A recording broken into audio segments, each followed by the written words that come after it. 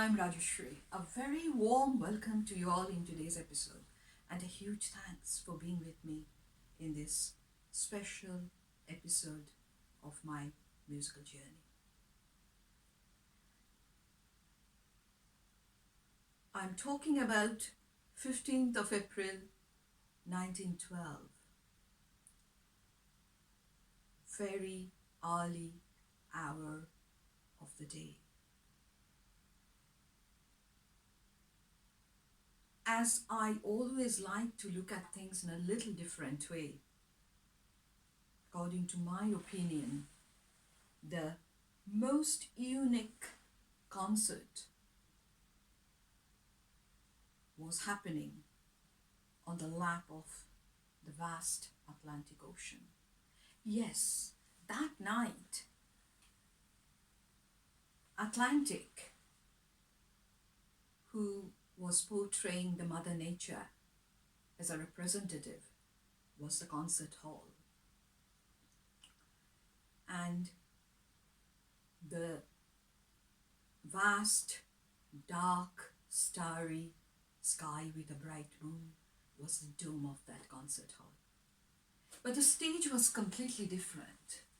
Yes, the stage where the 8 musicians were performing was the burning deck of the most luxurious ocean liner of 20th century, the Titanic.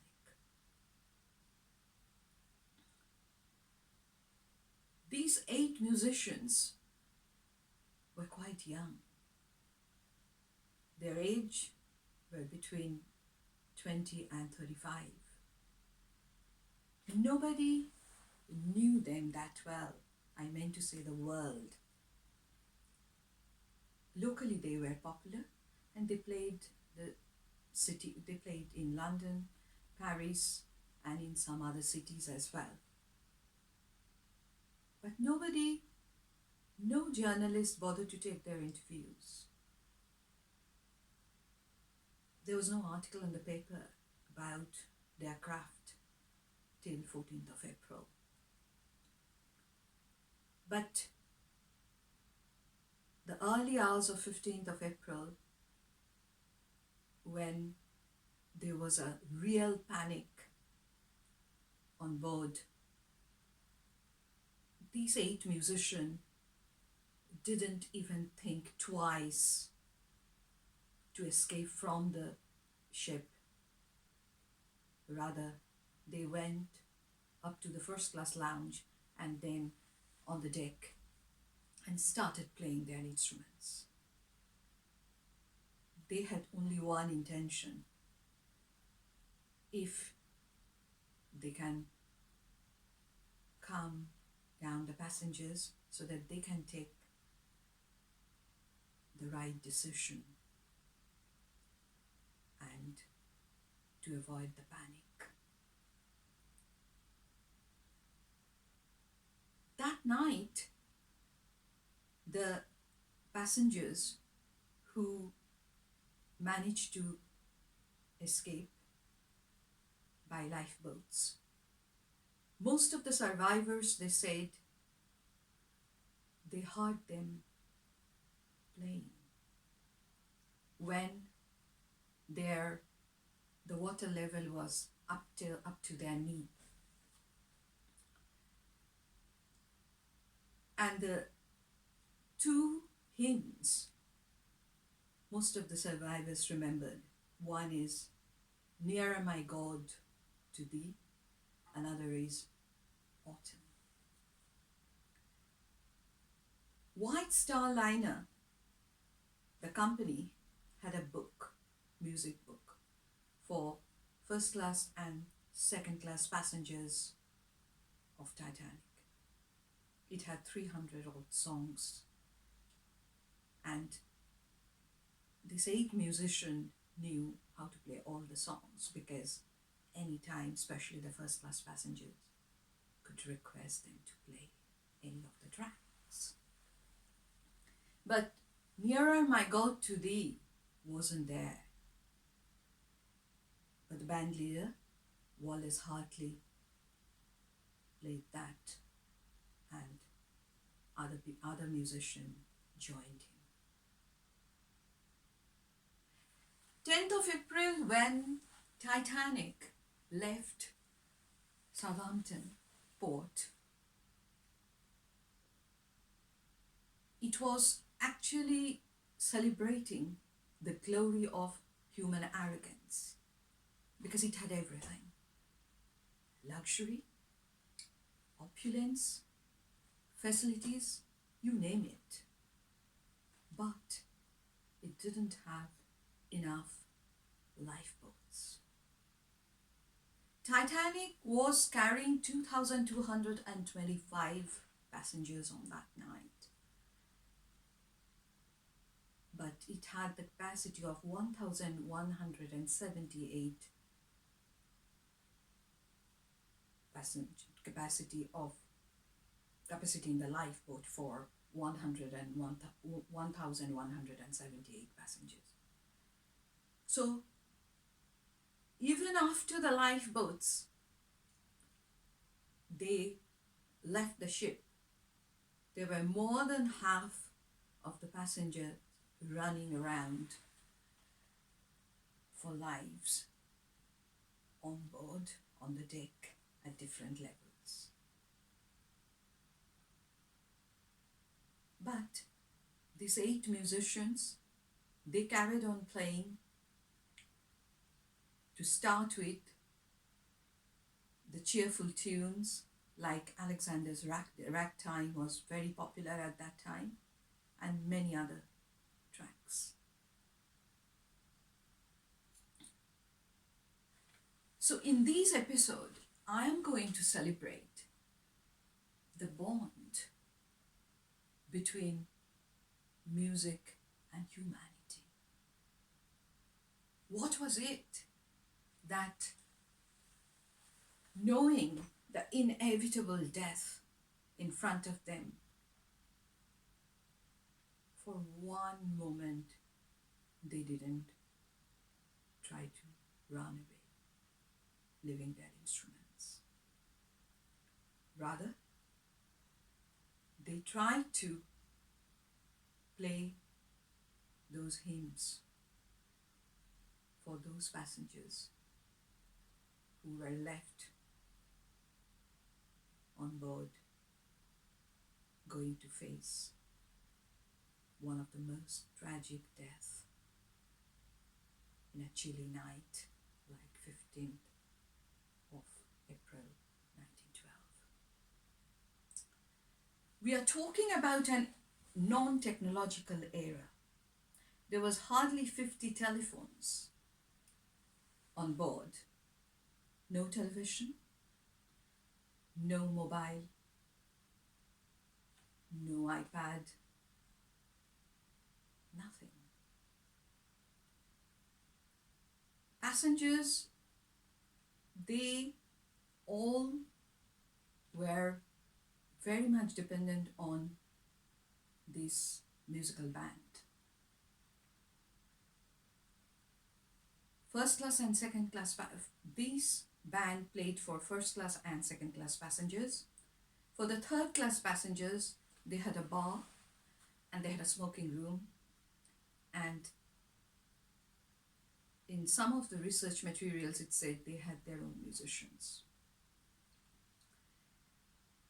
These 8 musicians, they never played together till that night, or early morning of 15th of April, actually. They were divided into a quintet and a trio. In that quintet, there was Wallace Hartley, the bandmaster, who is a violinist. He was raised as a Methodist, so religion kind of shaped his life. He was a very talented violinist. He played for Huddersfield, Harrogate, Bridlington orchestras. And he played for many other luxurious ocean liners like Mauritania, Carpathia, and many others. He was a very ambitious man. He was engaged with a lady, Maria Robinson. He was supposed to get married within few months. Maria Robinson gave him a violin as an engagement present.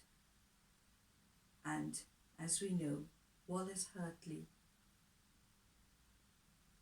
went down strapping that violin to his chest.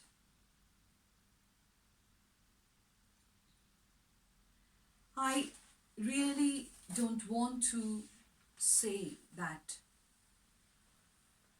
Titanic slowly settled down on the seabed. I rather say Mother Nature proudly cradled those 8 souls who became immortal, who showed the world of music that without going to the big conservatoire, without bagging loads and loads of paper qualifications, you can be the greatest. Which conservatoire can teach you this humanity, can make you a musician like these 8 people, 8 men. They were ordinary men, but they became extraordinary for eternity. Coming to the second musician, John Woodward. He was a cellist. He was very talented as well, and he used to play for the Duke of Devonshire Private Orchestra, which was very well known at that time. Next, John Hume, the violinist. Everybody loved John. He was known as Jock, and he was from Scotland. He came from a very modern, dysfunctional family, but he had a fantastic sense of humor, and he was very talented violinist as well, but he was locally trained. And he was engaged, and the day before he left for Titanic, his fiancée told him that she was pregnant. So he had a life in terms of his profession and his beautiful personal life ahead. Coming to the third musician, George Creans. He was the band leader of the trio. He was a violinist as well. He was born in Paris, then he went to Belgium to join a conservatoire, and then from there he went back to Paris again to work for comic operas, and then he came to England and he was working in Ritz Hotel as a musician. Next, we will be talking about Theodore Brailey. Brailey was a pianist. He came from a very musical family from north of England, locally trained, and he used to play for the orchestra at Kensington Palace. Coming to Roger Brecu, he was a cellist. He was born in Monte Carlo because his father was working there. And then from there he went to Italy to a very prestigious music school. And there he got trained, and he was obviously, he showed his talent. And then he came to England, and he was actually working in Leeds Grand Hotel as a musician. Next is Percy Taylor. He was a pianist from Southeast London. Percy Taylor was also locally trained, and he was quite well known as well. And then John Clark. He used to play contrabass. He was a bassist. He's a Liverpool boy. And he played in Liverpool Philharmonic Hall, where in those days the great concert used to happen. So we can understand he was a very good player. But he was the only one who actually going to America to settle his father's estate. So this is a bit about the background of these 8 musicians. But actually this says nothing about them. It was all happened between, say, just after 12 o'clock on 14th April and 2:20 a.m. on 15th April, when Titanic completely went down and settled on the lap of Atlantic. So, in today's episode, How Far the Music Goes, I actually decided to start with Nearer My God to Thee. Nearer My God to Thee had many tunes. I chose one of those and I did improvise that a little bit. And in between, and then I'll be playing Autumn to finish with. But in between, I'll be playing 2 lines of a musical piece. It is composed by the composer James Billingham, who is my piano teacher and a composer. Somehow I felt that I could stitch Nearer My God to Thee and Autumn together through this musical piece. But that night, that night for any musician was a night which teaches them something more than music. There is no competition in this world which you can win and say that you have won a competition greater than this. These 8 musicians were not the employees of White Star Line who owned Titanic, because at that time there are 2 brothers, Charles Black and Frederick Black. They are from Manchester, but they had their office in Liverpool. They were the one who started a company who used to provide musicians for all ocean liners. So Charles and Frederick Black, they used to get 50% of the salaries of these musicians. Hence, these musicians, they had to rely on the tips which they used to get from the first class passengers. And on that night, just let me tell you, among the first class passengers who were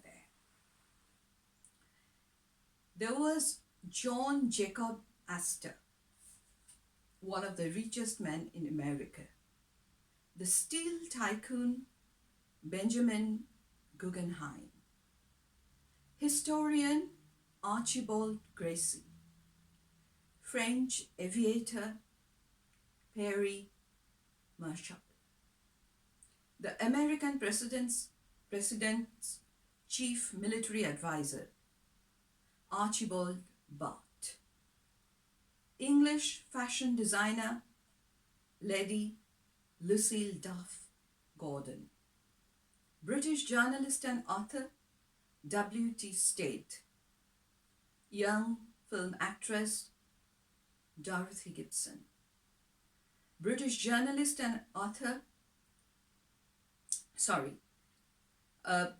Broadway producer Henry B. Harris, the painter Francis Davis Millet, and there was J. Ismay, chairman of the White Star Line, and Harold and Wolf designer Thomas Andrews.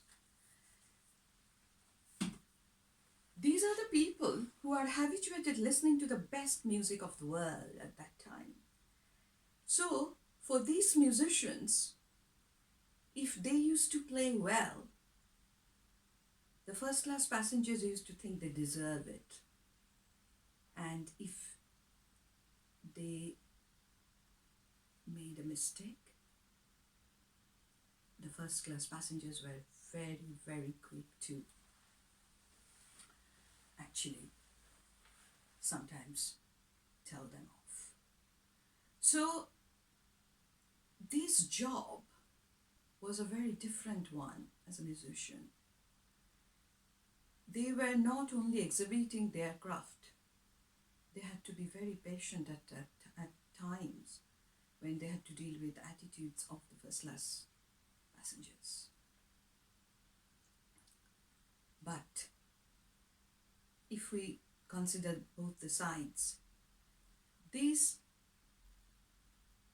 gentlemen came from mostly the middle class background, and their friends with whom they started their life playing in local orchestra,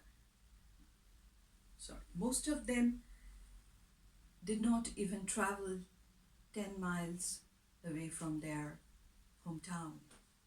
But this ambitious lot thought that this is an opportunity to show their craft in front of these people and to know these people and to work in a place like Titanic. And we have to consider that was the era when immigration to America was very, very popular.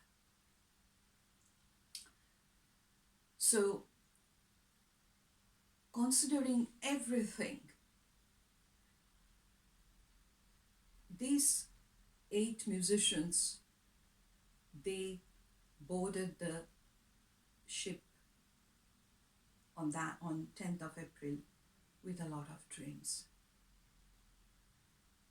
And till the last minute, actually they showed the world how much they honor and love their craft.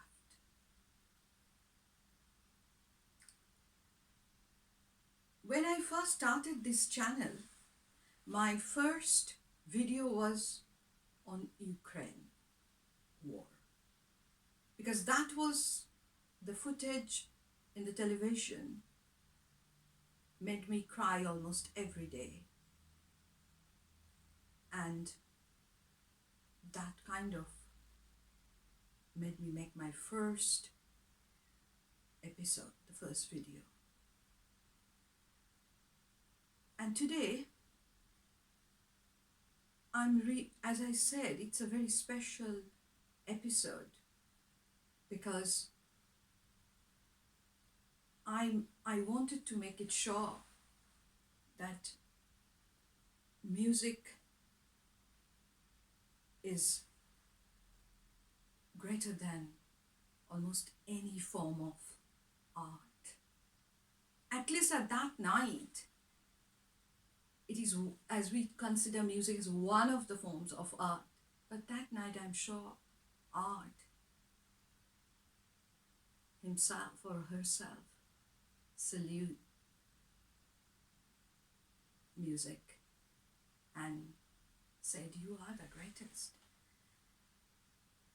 Because those musicians proved one thing.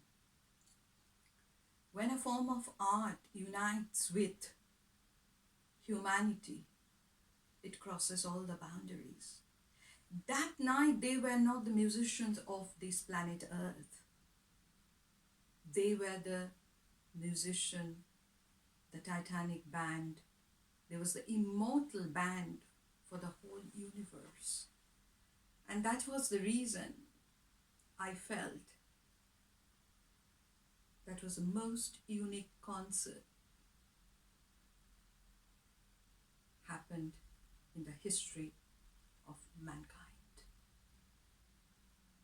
With that note, let me go ahead and play the little composition, which is certainly a tribute to these 8 musicians and which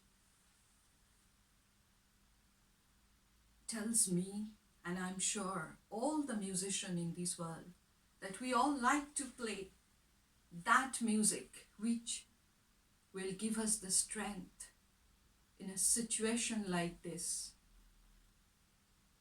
to forget about ourselves, our own life, our own comfort,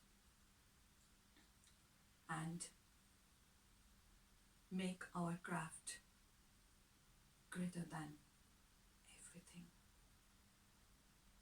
and make it immortal. So a tribute to music, a tribute to heroism, a tribute to sense of duty, with great respect towards these 8 musicians. I'll be playing today's little composition. Hope we all can feel what they were feeling at that point when the chilled water was up to their knee level. As we know, if you have to play a cello, you have to have a chair where you can sit and hold your instrument. I really don't know how the cellist played his instrument standing on that sinking deck. And about Braille and Taylor, how they managed to play piano, or they all were multi-instrumentalists, so they might have taken others' violins and played that, as we know that John Hume had an extra violin. Whatever it is, that was the most unique and the greatest concert of all time, at least to me. Thank you very much for listening.